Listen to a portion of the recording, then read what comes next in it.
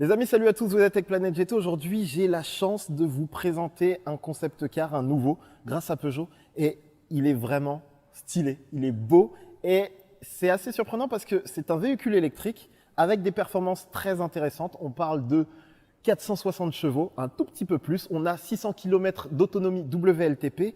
Et ce qui est cool, c'est que Peugeot a voulu développer le concept du véhicule autonome, du véhicule électrique, mais avec du style. Et vraiment, il y en a, c'est inspiré de la 504 coupé.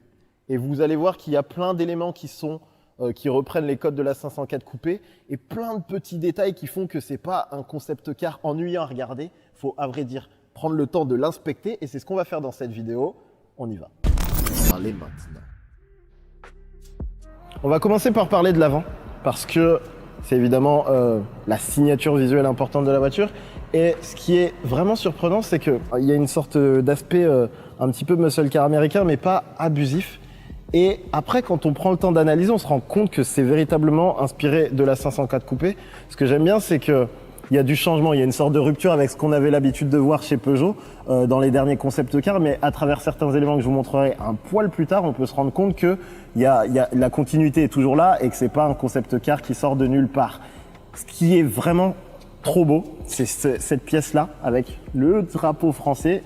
Il y a une sorte, vous le verrez pas forcément très bien la vidéo, mais il y a le logo Peugeot. Il y a même écrit que ça a été designé en France et c'est plein de petits détails subtils qui sont faits et qui ont leur importance. Inspiré de la 504, là où on avait écrit 504, on a le nom du concept et on a ce logo un petit peu mis au goût du jour qui est lumineux et qui est vraiment très beau. Et en fait, cette pièce-là a pour but de rappeler le pare-choc. Et plutôt que de faire un truc moche ou imposant, ils ont été dans la subtilité. Et ce que je trouve amusant, c'est que ça rend très bien. Ça rappelle vraiment l'idée de pare-choc. Et c'est une très belle pièce. Et regardez sur le capot, tous ces petits détails. Ce qui est marrant, c'est que ils sont repris de la 504, particulièrement cette partie, mais ils y ont mis beaucoup plus de subtilité. C'est une sorte d'entrée d'air, je ne sais pas si elle est vraiment fonctionnelle. Tout ce que je peux vous dire, c'est qu'elle est très belle à regarder.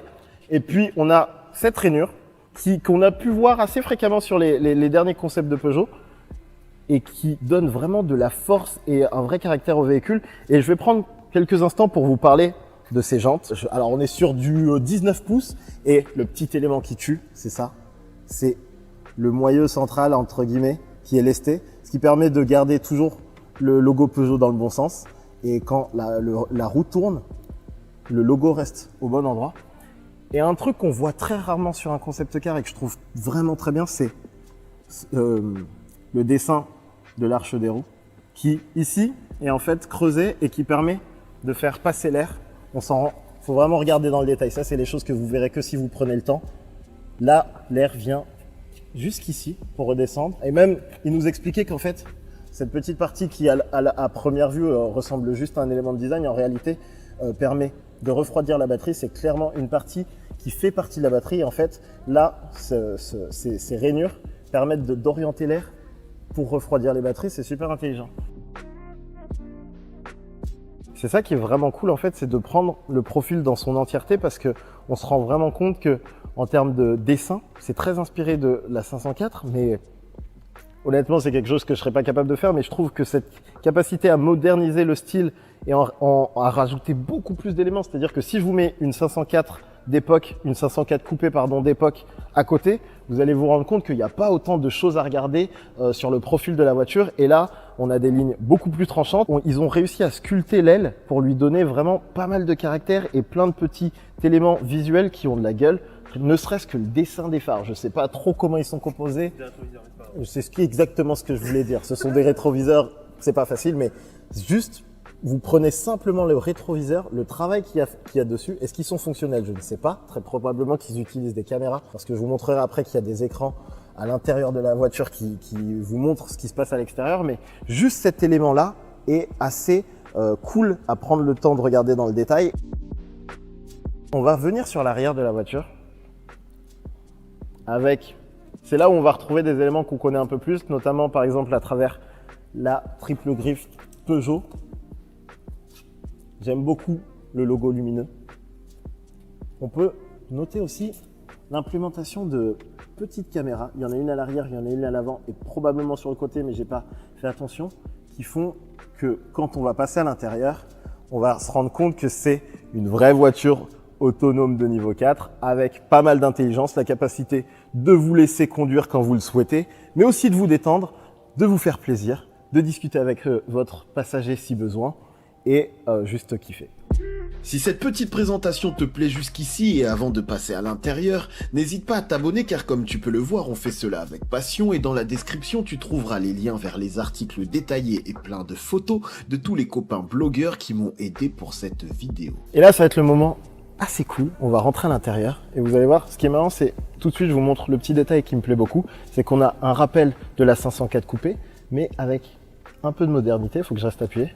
Petit écran d'accueil qui affiche un joli message quand je monte dans la voiture. Ça fait toujours plaisir. Les amis, c'est presque la partie que je préfère entre guillemets parce que il y a vraiment beaucoup de travail, que ce soit sur les matériaux et sur le design et surtout l'intégration des écrans. Je crois que c'est vraiment la partie la plus folle dans cette voiture. C'est qu'il y a des écrans partout. Il y en a dans les contreportes, il y en a devant moi, il y en a derrière le volant, il y en a également dans la contreporte passager, il y en a également dans la commande centrale, ce qui permet en fait d'avoir tout bêtement la possibilité d'utiliser cette voiture de manière autonome, également dans le plaisir de pilotage avec des caméras qui vont pouvoir afficher l'image sur les écrans extérieurs, mais également là. Ce qui est super intéressant, c'est que là, on est en position conduite, mais on peut également passer en position, on va dire, conduite autonome, où le volant va tout bêtement se rétracter. Est-ce que c'est pas complètement fou? Et ce qui est très intéressant, c'est qu'ils en ont même profité pour intégrer dans le tableau de bord une barre de son qui a été faite en collaboration avec Focal, qui est juste magnifiquement intégrée et qui va vous permettre, quand vous le souhaitez et que vous voulez vous détendre tranquillement dans la voiture, de profiter de cet écran qui est complètement ouf. Mais juste, regardez la dimension de l'écran avec des petites animations super sympas. Alors, il faut que je trouve, mais grosso modo, ici, j'ai plusieurs commandes qui vont me permettre de trouver, par exemple, vous regardez, ici, j'ai un petit mode de jeu et il y a un petit clin d'œil sympa. J'appuie sur Start. Je crois que j'ai appuyé sur Start. Ah oui, il faut que je presse. Ok, et là, regardez, j'ai Pong. Ah mince, j'ai déjà perdu. Mais voilà, c'est plein de petites choses qui font que j'ai oublié, mais il y a encore des écrans ici. Je ne sais pas combien il y en a des écrans dans cette voiture, mais plus loin que le simple fait de savoir si c'est vraiment utile de tous les avoir, ce que je peux vous dire, c'est que c'est un travail d'intégration qui est au top. Oh, mais non, il y a encore un écran. Il y a tellement d'écrans dans cette voiture, c'est ouf. Et donc, je suppose que si je le fais sur le passager, il y a encore un écran. Avec une émission, il y a la 508, tu peux regarder une vidéo si t'as pas envie de regarder. Oh, c'est ouf le travail qu'ils ont fait. Et ce qui est marrant, c'est que pour un concept car, je trouve les finitions au top. Et regardez-moi cet accoudoir qui va, lorsque vous êtes en conduite, s'extraire un petit peu de la contreporte, qui va... I'm sorry, but I can't handle your request right now. La demoiselle me parle. La demoiselle me parle. En fait, ce qui est très intéressant avec ce système, c'est que vous allez pouvoir, quand vous êtes en conduite, faire sortir l'accoudoir et avoir accès à un port de charge qui marche en induction et du coup vous permet de poser délicatement votre téléphone sans perdre de l'espace par ici. Je suis même presque triste de ne pas pouvoir prendre plus de temps pour vous montrer tous les petits détails qu'il y a dans cette voiture, comme par exemple cette petite plaque numérotée qui est reprise de la 504 coupé. Ça, c'est plein de petites idées intelligentes qui font plaisir. La petite animation quand vous ouvrez votre porte qu'on peut voir au sol, mais qui n'est pas fixe comme on a l'habitude de les voir actuellement, mais qui est dynamique. C'est plein de petites choses qui font plaisir. Et là, on est en mode conduite un petit peu dynamique, donc il n'y a qu'une des 3 lamelles écran qui vient se mettre en place avec les informations importantes. Et après, vous avez un mode de conduite un peu plus classique où vous allez avoir les 2 autres lamelles qui peuvent apparaître.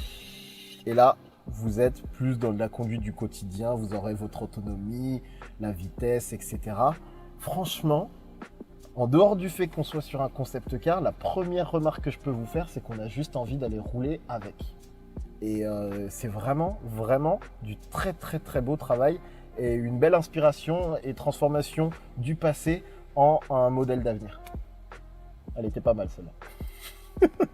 Les amis, le temps me manque. Alors que ce concept, il est ouf, je vous jure, ça mériterait une vidéo d'1 heure où on prend le temps de vous montrer toutes les petites subtilités. Surtout que tu te places à un endroit, tu découvres encore qu'il y a un travail qui a été fait et c'est incroyable de voir... J'aime bien cette approche néo-rétro qu'on n'avait pas spécialement encore vue chez Peugeot et qui est vraiment méga réussie. C'est une voiture qu'on a envie de voir rouler. Le concept de travailler l'aspect électrique mais en donnant du style, en y mettant de la gueule, en y mettant des détails et en reprenant malgré tout tous les codes qu'on peut avoir actuellement concernant l'électrique, l'approche autonome avec la possibilité de se détendre dans sa voiture, mais également garder l'idée du plaisir de conduite, c'est quelque chose qui est assez appréciable. En termes de performance, on parle de 460 chevaux, 600 km d'autonomie, etc. Et c'est des chiffres qui sont cool, mais vraiment, moi, ce que je retiens ici, c'est l'effort de design. Et encore une fois, franchement, Peugeot fait un gros boulot à chaque fois, que ce soit sur les concept cars et aujourd'hui aussi sur les modèles de production. Et avec ce Peugeot e-Legend, je dois dire que c'est à mon sens encore une réussite qui, à mon avis, j'ai pas encore vu vos commentaires, on est bien avant que vous voyez cette vidéo, mais je pense que ça va vous plaire, ça va vous surprendre et c'est ça qui est cool. Et du coup, j'ai essayé de vous en montrer autant que possible dans le peu de temps que j'ai. Là, je suis limite en retard pour avoir mon train, je vous l'annonce, mais prenez le temps de regarder cette chose. J'espère qu'à un moment ou un autre, on pourra aller plus loin, parler avec les designers, etc. Parce que les petites discussions que j'ai pu avoir en faisant cette vidéo sont trop bien. C'est juste cool. Donc j'espère que ça vous a plu malgré tout. Il faut que j'aille prendre mon train. Si tu es nouveau, abonne-toi. N'hésite pas à dire ce que tu en penses. On en discute dans les commentaires. Ciao.